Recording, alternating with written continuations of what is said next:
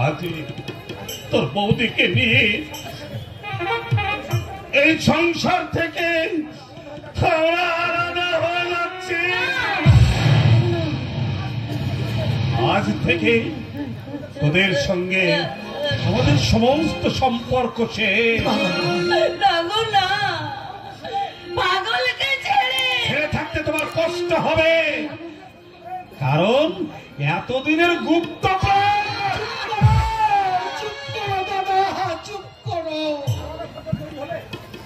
আর বলো, চলেই যখন যাবে যেও, আলাদা ঘর তৈরি হলে তারপর না হয় চলে যেও। আমি আর বাধা দেব আর ঘর বাড়ি পৈতৃক বিষয় সম্পত্তি কোনো কিছুরই আমাদের প্রয়োজন হবে না। আমরা যেখানে খুশি থাকবো, যেমন করে বাড়ি খাবো। পৈতৃক সম্পত্তির উপর তোমার আমার দু ভাইয়ের সমান অধিকার দাদা। কিন্তু বাবার তো আদেশ নেই, তিনি বলে গেছেন তার সম্পত্তি যেন কোনো দিনই দুভাগ না হয়। আর কতটুকুই বা সম্পত্তি, দুভাগ হয়ে গেলে তোদের যে কুলে উঠবে না।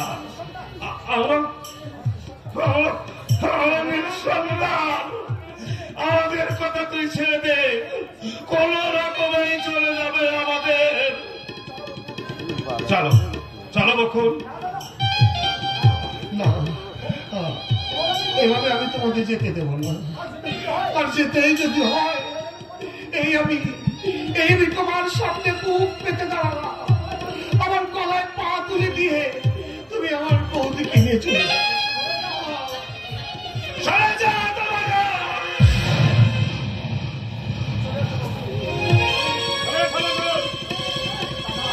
দাদা দাদা একটু দাঁড়া,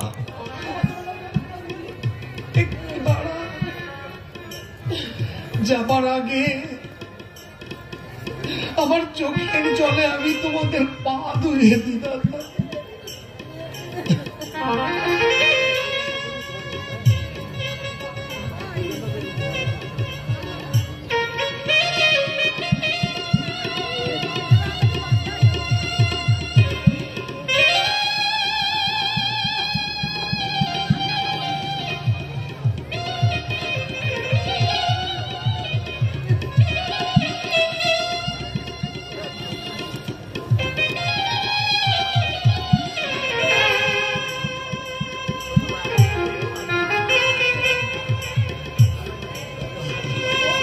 দাদা, আমার বৌদিকে আমার কাছ থেকে কিনে নিয়ে আমাকে তুমি কাঙাল সাজিয়ে দিও না দাদা, আমাকে তুমি কাঙাল সাজিয়ে দিও না দাদা। তুমি যে আমার মা বৌদি, তুমি যে আমার মা। মাকে ছেড়ে ছেলে কি কখনো দূরে থাকতে পারে বৌদি? নাকি ছেলেকে ছেড়ে মা কখনো দূরে থাকতে পারে?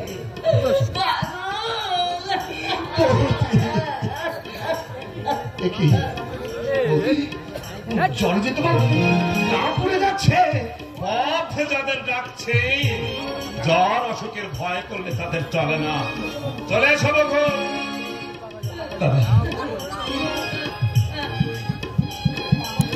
পাগল রইল ছোট বোন, ওর মনে তুমি কোনদিন দুঃখ দিও না।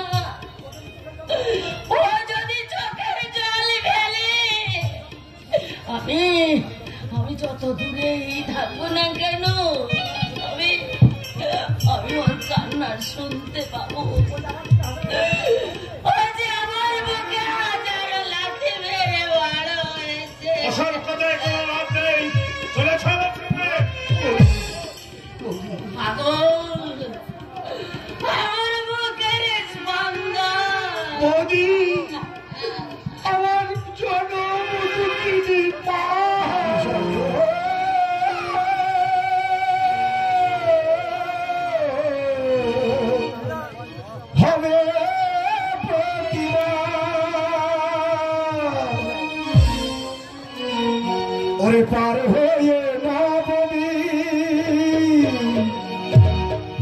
এসেছে দাসী পার হয়ে নবী এসেছে দাসী বিসর্জন হবে প্রতিমা বিসর্জন হবে প্রতিমা বিসর্জন হবে প্রতিমা ভোলানাথ এসে দাঁড়িয়েছে পাশে কৈলাসে যাবে দৌড়িবা বিসর্জন হবে প্রতিমা বিসর্জন হবে প্রতিমা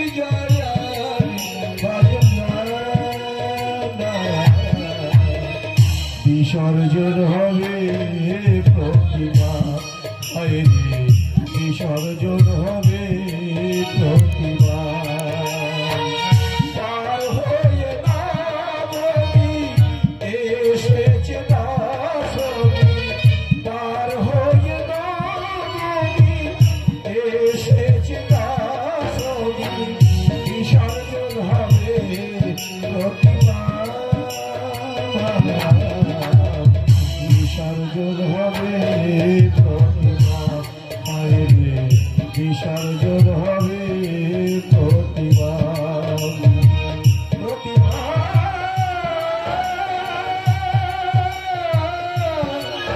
বিসর্জন হবে প্রতিমা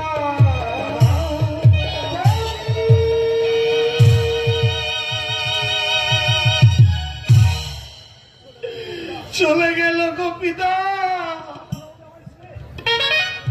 আমার দাদা বৌদি আমাকে ছেড়ে এই সংসার ছেড়ে চিরদিনের মতো আমি জানতাম ওরা একদিন চলে যাবে আমার এই পাঁজর ভেঙে দিয়ে চলে গেল গোপিতা আমার বুকের পাঁজর ভেঙে দিয়ে চলে গেল আমি এখন কি দিয়ে বাঁচবো কেমন করে বাঁচবো অনেক হাতে বুকে নিয়ে বেঁচে থাকার নামই তো জীবন ভিক্ষে যার হাত আমি ভিক্ষে নিতাম সেই যখন এই বাড়ি থেকে চলে গেল আর আমি কোনোদিন ভিক্ষে নিতে আনবো না কোনোদিন না কোনোদিন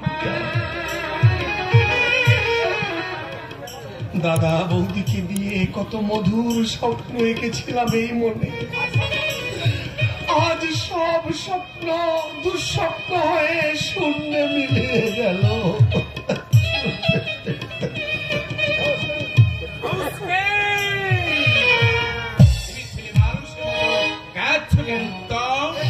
এ কান্নার শেষ হয়তো কোনো দিন হবে না তমাল বাবু উত্তম ভয় নেই তমাল বাবু তোমার এই হতভাগ্য বোনাইয়ের চোখের পাতা দুটো হয়তো সারা জীবন ভেজা থাকবে কিন্তু তোমার বোনের ঠোঁটের হাসি কোনদিন ফুরবে না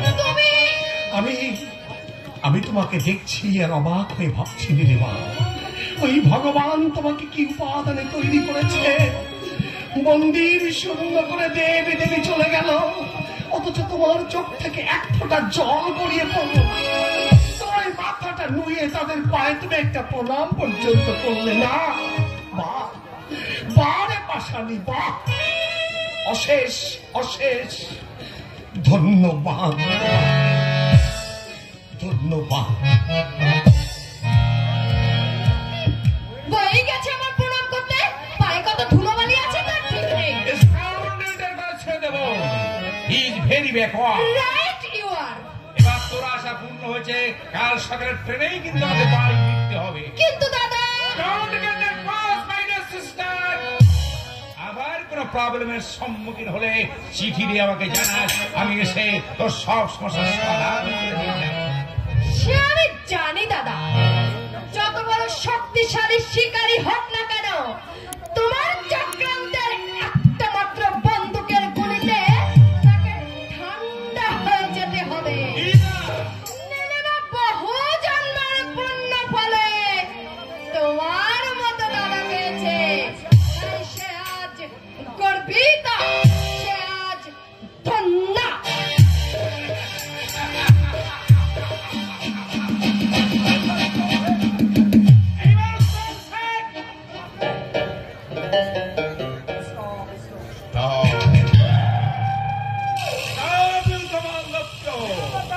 Remember that. Mrishya chintayat karmo patasano. Prakashay. কথাটা প্রকাশ হয়ে পড়লে মুখ দেখানো ভার হয়ে পড়বে। তার চেয়ে তোর ওই নবজাতককে তুই আমার হাতে তুলে দে, আমি কোনো অনাথ আশ্রমের বারান্দায় ফেলে আসার ব্যবস্থা করি। না না বাপি না, আমার এই পাপের ফসল হয়ে সেই পৃথিবীতে এসেছে, এর তো কোনো অপরাধ নেই বাপি। তবে কেন কেন একে মায়ের কোল থেকে তুমি সরিয়ে দিতে চাইছো? আমি যাকে ঘিরে তোর জীবনটা আজ নষ্ট হতে চলেছে, যার জন্য আমার বংশ মর্যাদা যে ক্ষুণ্ণ হতে বসেছে, সেই জন্য তো দায়ী আমি বাপি। আমায় তুমি যা খুশি সাজা দাও বাপি, তবু আমার এই নারী ছেড়ে ধনকে আমি কিছুতেই কোল ছাড়া করতে পারবো না বাপি। দিবি না তাহলে? না বাপি না। এই কি তোর শেষ কথা? হ্যাঁ বাপি। তাহলে আমার শেষ কথা তুই শুনে রাখ। আগামীকাল সূর্য উদয়ের পূর্বে তোর মুখ যেন এই বাড়িতে আমাকে দেখতে না হয়। আজ রাতেই তোর ছেলেকে নিয়ে তুই কোথায় যাবো বাপি? এই অবস্থায় আমি কোথায় যাব? দুর্বল শরীর, আমি দাঁড়াতে পর্যন্ত পারছি না বাপি। তাই তো এসব আমি কি বলছি? না না না, আমার ছেলে তুই কোথাও চাস রে বাপি দুর্বল শরীর নিয়ে তুই আর ঘোরাফেরা করিস না। যা ঘরের ভিতর যে শুয়ে পড়ে যা, আমি কিন্তু একটু বেরোচ্ছি, ফিরতে আমার একটু রাত হতে পারে। তুই যেন আমার জন্য চিন্তা করিস না মা, চিন্তা করিস না। কিন্তু কিন্তু কোথায় যাবে বাপি? এমন ভোর সন্ধ্যাবেলা তো বাপি কখনো বাড়ি থেকে বেরোয় না। একটা গুন্ডা বেরিয়ে গেল দিদিমা। আমি সব জানি দিদিমা। আজ রাতে কর্তা গুন্ডা দিয়ে ছেলেটাকে তোমার কোন থেকে সরিয়ে দেবে। নীলুদা, নীলুদা তাহলে এখন কি করবো নীলুদা? তাকে যদি বাঁচিয়ে রাখতে চাও, এই সুযোগে তুমি বাড়ি থেকে চলে যাও। কিন্তু কিন্তু এই অবস্থায় আমি কোথায় যাব নীলুদা?